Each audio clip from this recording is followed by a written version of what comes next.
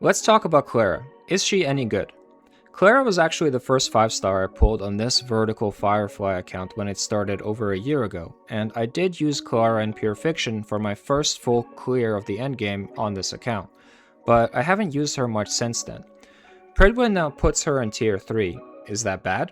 How bad is it really? Should you build her? Let's find out. The goal of this video is to figure out whether new or older players should consider building Clara if you get her. I'm not going over all of her kit, you can read it yourself, but her ultimate is the most important part.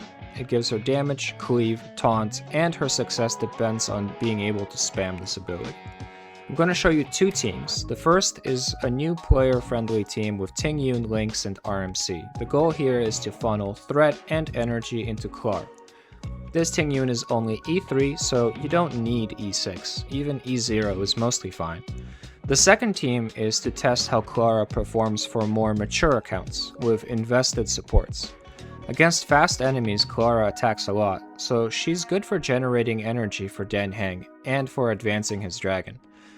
The Robin here has E1, but the important investment is Dan Heng has his signature Lightcone as well as E2. Clara still does damage, but advancing Dan's dragons is now just as important. Most people don't have E2 Dan Heng, but E0 Dan Heng and Hyacinth can still fill the same role of supplementing Clara's damage. For relics, her best set is the Poet set, but I don't recommend farming relics just for her, it's not worth it. If you have this set, go ahead and use it. I do not, so I will be using a mix of other relics. A new player can get these substats in about 3 to 4 weeks of farming, so it's fairly relatable. Let's get started with Memory of Chaos. So this is MOC 11, the highest stage for the budget team. Here we don't Tingyun ult right away.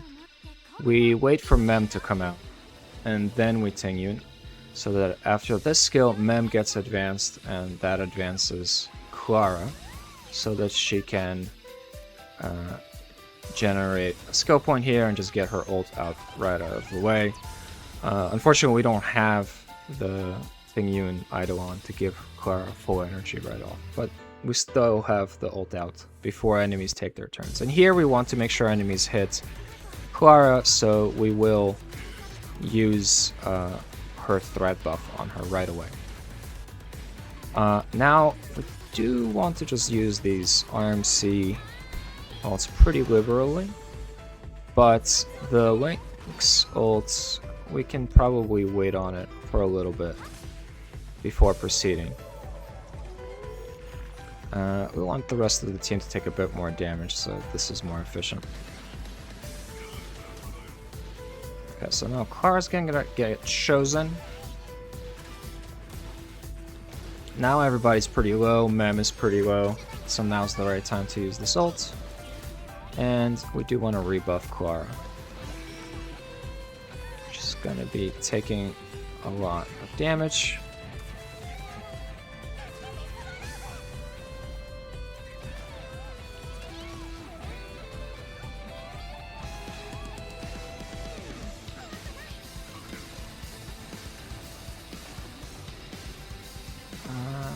Can we skill point? We could skill point there, but it's not necessary.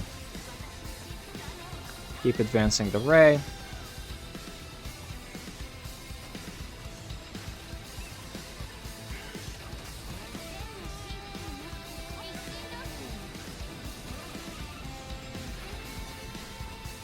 And now we do want to rebuff this, because Clara's gonna take her turn pretty soon, and after that it will take a while for Tingyun to rebuff her. So I don't want Clara taking turns without a buff up.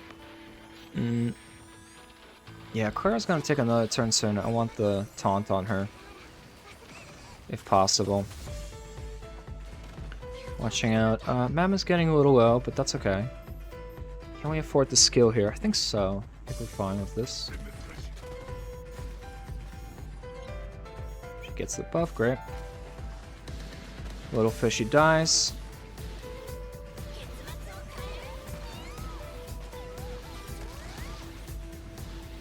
Big fish advances.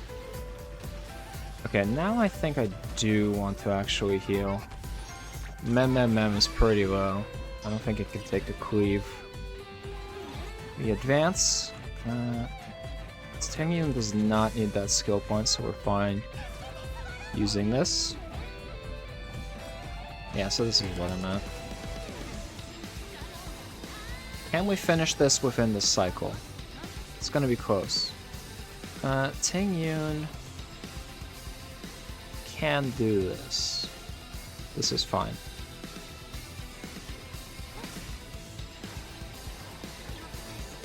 And we rebuff the taunt on Clara. So finishing within 2 cycles, unfortunately, a bit of a tall order. But we are going to get it in this coming cycle.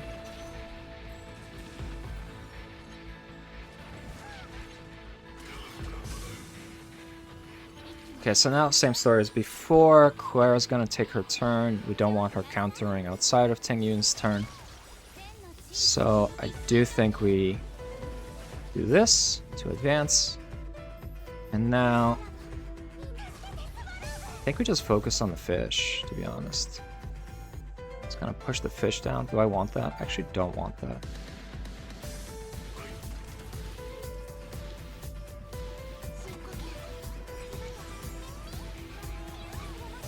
I guess this is unfortunate. Did not calculate for that. Oh no, we still have Clara's enhanced attacks. I thought I lost them.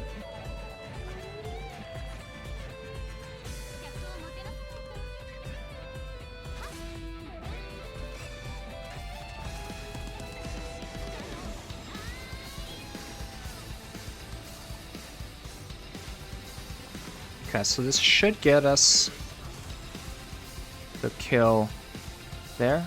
Perfect. So now we enter the final wave with our ults, and here I do want to use this ult. Mem is low, Lynx is low, and the problem is Japart has this pretty chunky hit when he opens up. Clara, does she need a rebuff? She does, I think. Does she need this rebuff? Sure, why not?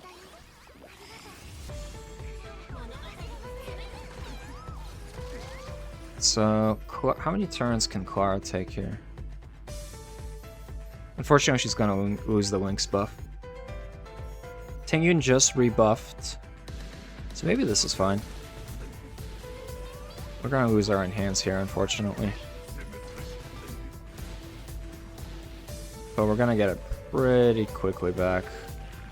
Tingyun's gonna get her ult, but Clara's pretty close to getting her own naturally, so I think we'll just do this instead.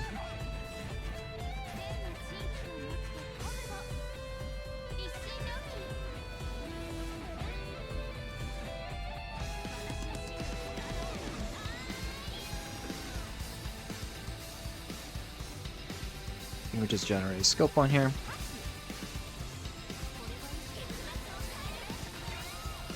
Is Tingyun ahead of Clara? She's not. But for the most part, we're not missing that many turns. Japart's gonna take his attack, and I don't want him hitting anybody else, but I guess he's gonna do it anyway. Japart does whatever he wants. This is pretty low. I think this is enough damage to justify this.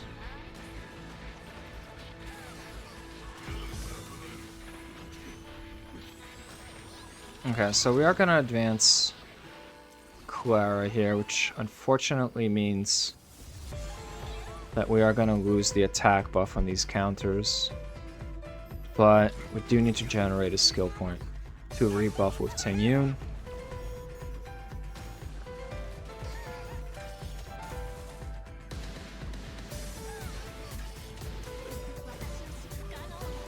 We can just ult.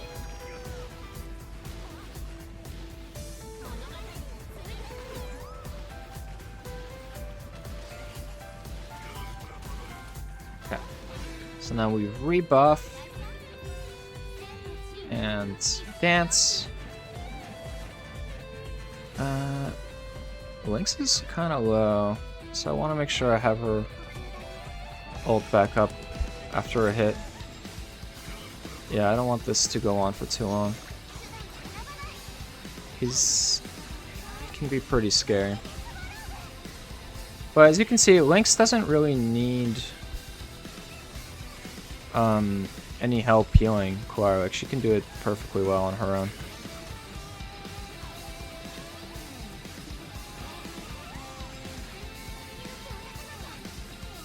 Can we afford this?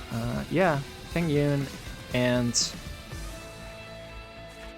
RMC are next, and so they're going to generate skill points for us.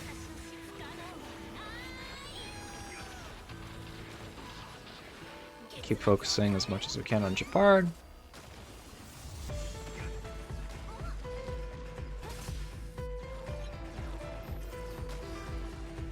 Same story.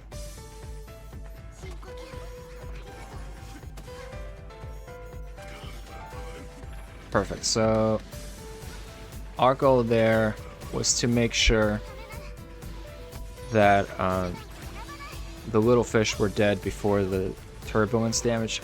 Here I kind of just want to... I'm okay with wasting one of those counters, because I want to ult on Clara's turn.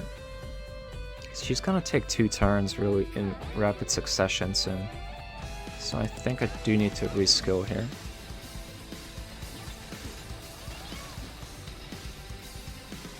We need to generate a skill point here. Now she's gonna lose. She's going to take her turn right after this, so I think I'm going to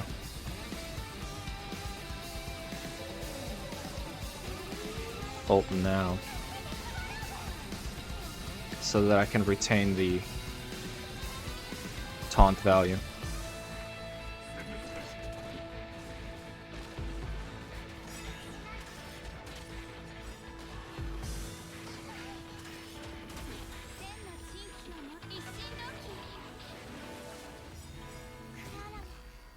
Can we get RMC ahead of Tingyun to generate a skill point here? Yeah, we can with Eagle. Okay, so generate a skill point here.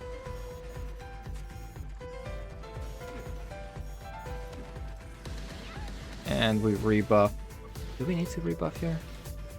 Actually, I guess maybe we don't need to rebuff here, because Clara's gonna take her turn, and then right afterwards, Tingyun is gonna rebuff her. Nice chunky hit. So here we can actually take this opportunity to rebuff Clara herself. Yeah. Nice. And clean finish. This is MOC 12. For this, we do need to upgrade to the premium team. And we put Clara in the middle because a lot of these enemies have 3 or 2 target cleaves that we don't want Clara to miss. So we put her in the middle so that she has a higher chance of getting hit than if she was on the side. So this is going to trigger Mem. We can bring up Clara, which will trigger the counter attack, which will allow us to bring up Robin.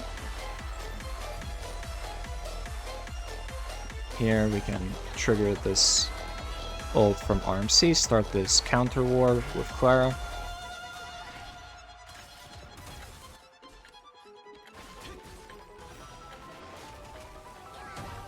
Perfect. And keep focusing this line. This line is actually the biggest problem that we have.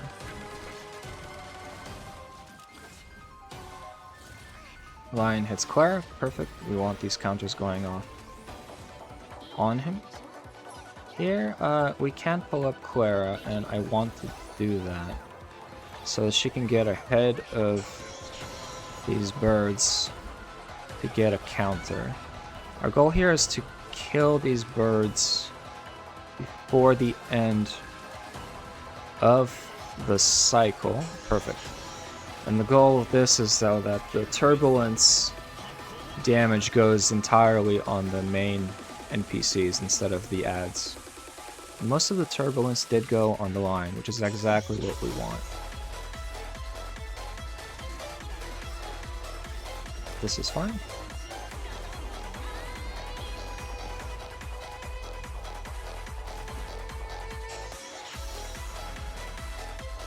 Alright.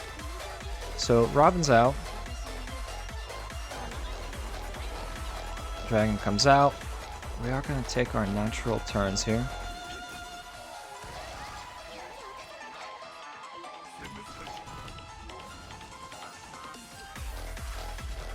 And we do want to trigger Robin's ult here. So the counter war is going to start.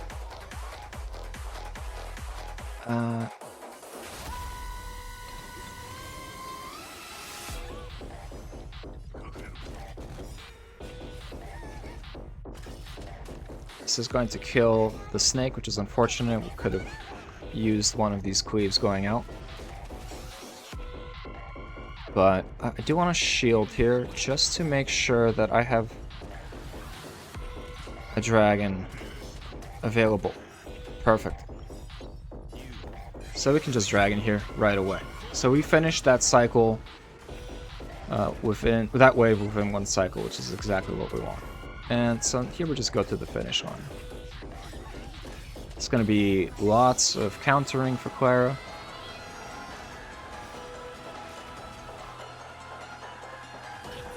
Just the casual skill point generation. Let's generate one more, it's fine. Dragon's moving up. This ult is a little premature. Probably could have waited for Clara to take her turn, but that's fine.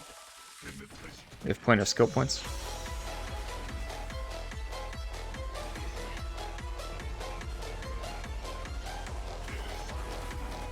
Okay.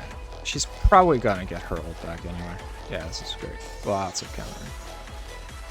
So Robin's back out. Do I wait for RMC? Probably not. I think I just pump RMC up. I don't want to wait those for action value. Okay, so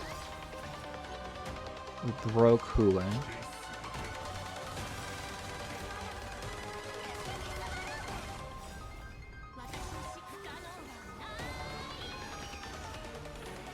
Hule takes a lot of damage here, and now he's going to start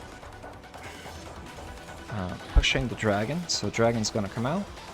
You can see how good Clara is at really pushing these Dan-Hang dragons, even with E2 generating 4 dragons with each ultimate. You know, a lot of DPS have trouble, like even my Facial has trouble without something like Sunday to accelerate the dragon, but Clara doesn't have any issues with it.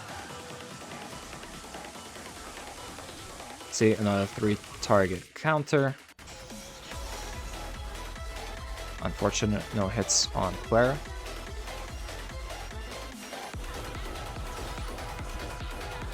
So here we're hoping to get Robin reactivated quickly. Just get some Moon Awakening.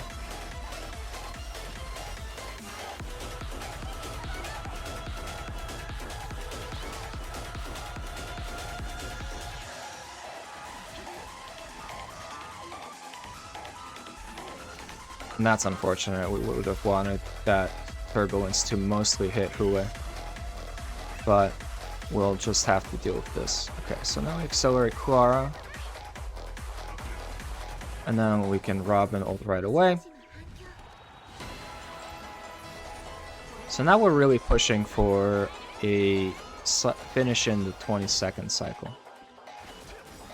And once again, like the dragon count is down to 0, and we re-up the dragons. Perfect. Alright. Dragon's back out.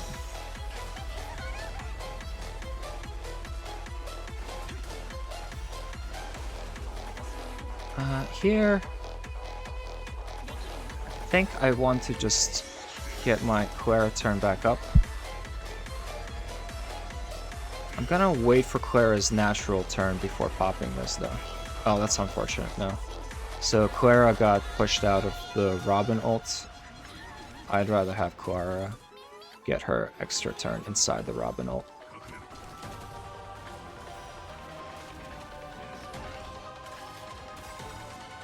Here, the dragon's kind of far away, so I think I'll just use it right away.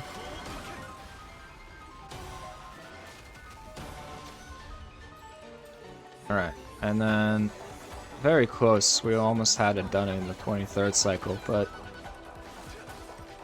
this is not bad. Hulei's time is numbered. And so, it's a premium team. There is some decent investment in this team. But even without this, MOC 11 gives you 90% of the Stellar Jade in MOC. And with just a bit more investment, Clara can still be completely relevant in the highest MOC tier, which is pretty good.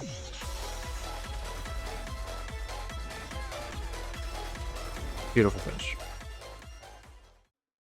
Next up is Pure Fiction.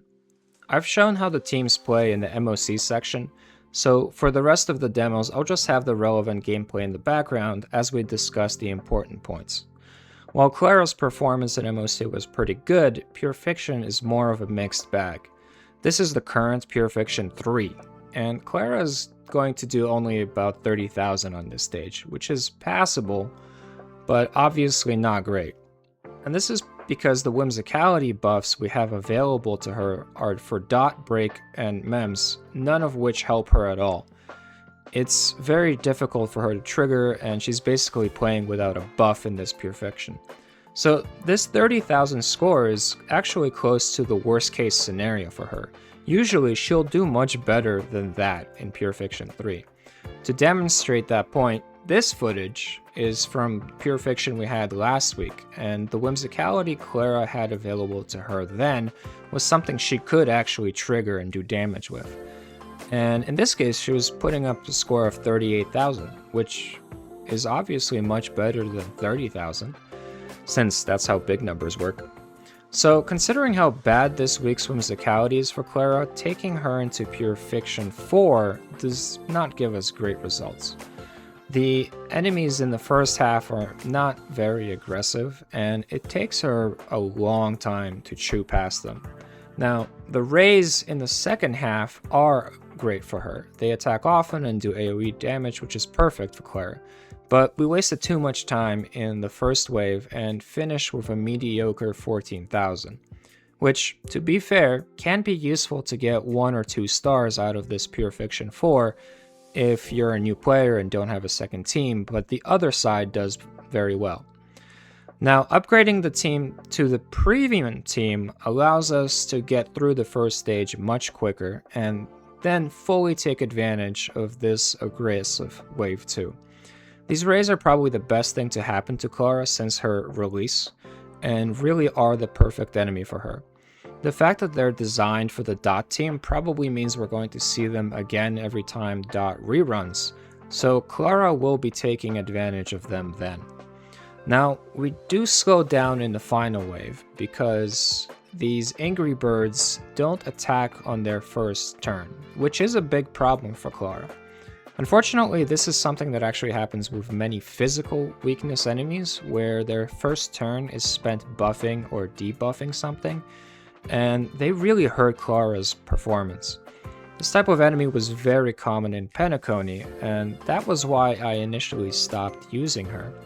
But despite this, we are able to get 30,000 points, which is perfectly respectable. Now, again, to reiterate, the whimsicality this week is absolutely terrible for Clara. This footage is from Pure Fiction 4, and she was able to put up almost 40,000 on her side with the premium team last week. Now for Apocalyptic Shadow. I wish I had good news, but she's pretty terrible in this mode. Which is not exactly surprising, since she needs to get attacked to counter, but the boss cannot attack her when it is broken, which is exactly when you're supposed to get most of your damage onto the boss in Apocalyptic Shadow. The Star Devourer is actually one of her best matchups, unfortunately, because unlike other physical weakness bosses like Hule, Argenti, or Aventurine, with the Star Devourer, you can actually keep doing damage to it by killing the mini-spawns even while it is broken. However, the mini-spawns are actually pretty bulky, and Clara cannot easily one-shot them. In addition, in Phase 2, the Star Devourer spawns red bugs, which don't ever attack Clara.